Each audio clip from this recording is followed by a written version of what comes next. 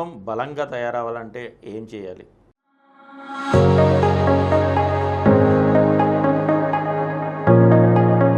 అంగం బలంగా తయారవ్వాలంటే దానికి ఏం మందులు ఏమి ఉండవండి. అది మాత్రం అంగం బలంగా కండ పుష్టి, దాంట్లో కండాలు ఉండవు కదా, ఆ కండరాలు పుష్టి కోసం మందులు వాడంటూ ఉండదు.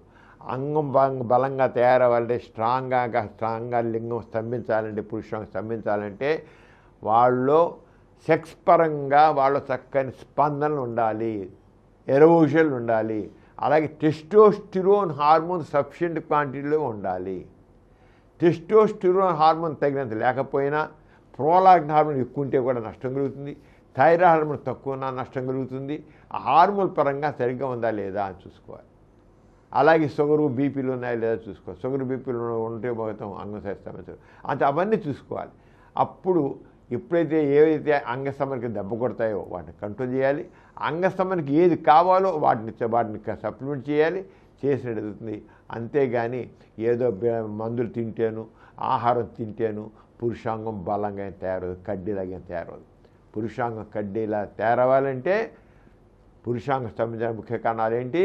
Endocrinal factors, vascular factors, neurological factors, psychological factors.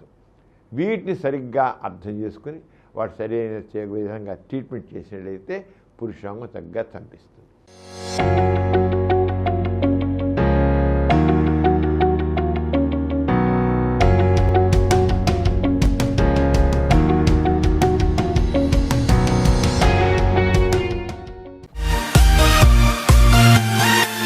ఈ కార్యక్రమం మీకు ఎంతో నచ్చింది కదా.